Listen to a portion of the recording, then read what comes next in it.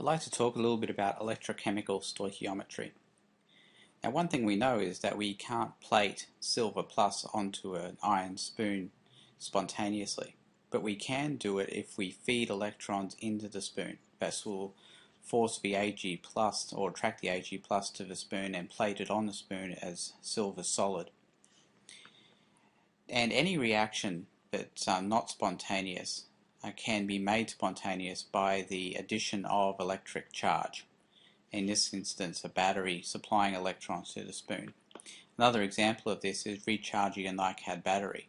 We know that a NiCad battery will eventually deplete itself, but it can be recharged by plugging it into an electric power source. But with the right data, we can actually calculate the mass of metal deposited on a cathode. And here's an example of that. How many grams of silver will be deposited on a cathode in 1.00 hours by a current of 1.50 amps? Well, the first thing we need to be aware of is that current in amps is defined as being coulombs over time. So coulombs is electric charge. So a current in amps is the electric charge that can be delivered in 1 second. We also know that the Faraday constant is defined by this relationship. 1 mole of electrons is equal to 96485 coulombs. Using all of this information, we can put it all together and we can do some dimensional analysis that will eventually come out in the grams of silver deposited. So what we do first is we recognize that amps are actually or can be defined as being coulombs per second. So we change the amps to coulombs per second. The next thing we need to do is we've got 1.00 hours here. We can convert that to seconds as well. So we get 1.00 hours times 3600 seconds over 1 hour. At this point, what we've got is coulombs. This would be the charge that's been delivered, the electrical charge that's been delivered in that time. Is what we have up to this point. Next, we can find the number of moles of electrons that charge would actually represent, and that's what we do by multiplying it by 1 mole of electrons over 96485 coulombs. So now we have the number of moles of electrons that have been delivered. We can use the stoichiometry of this reaction to figure out the number of moles of silver that have been delivered. 1 mole of electrons will deliver 1 mole of silver solid. And then we can figure out the grams by multiplying the number of moles by the molecular weight or the atomic weight of silver, which is 107.87 grams. We can get that off the periodic chart. So we do all that and we complete the dimensional analysis, and we end up with 6.03 grams of silver delivered onto the spoon or plated onto the spoon.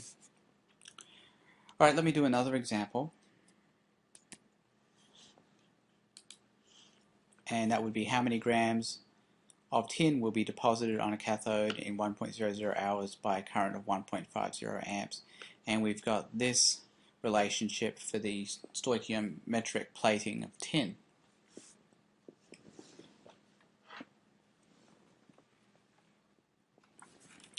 Alright, so what we'll do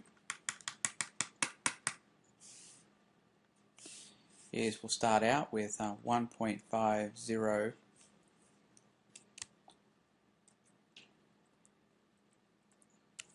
We'll start out with 1.50 amps, which is coulombs per second.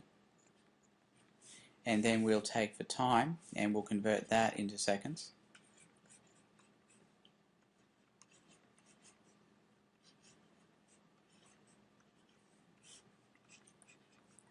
That will give us the number of coulombs delivered to the tin, or to the cathode, I should say.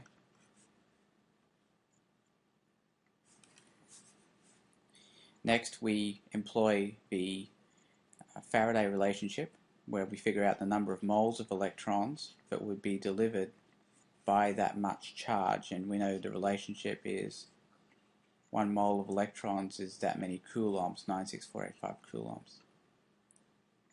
Next, we need to figure out how many moles of tin would be expected from that number of moles of electron. Now, since 1 mole of tin will be delivered by 4 moles of electrons, that's where this stoichiometry comes into play.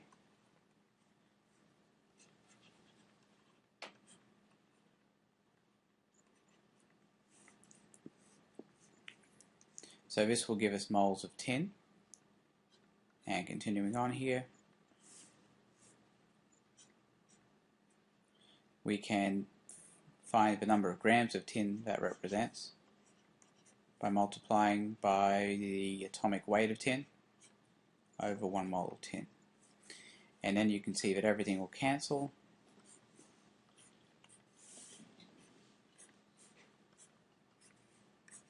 To be left with grams of tin, and we should get 1.66 grams of tin.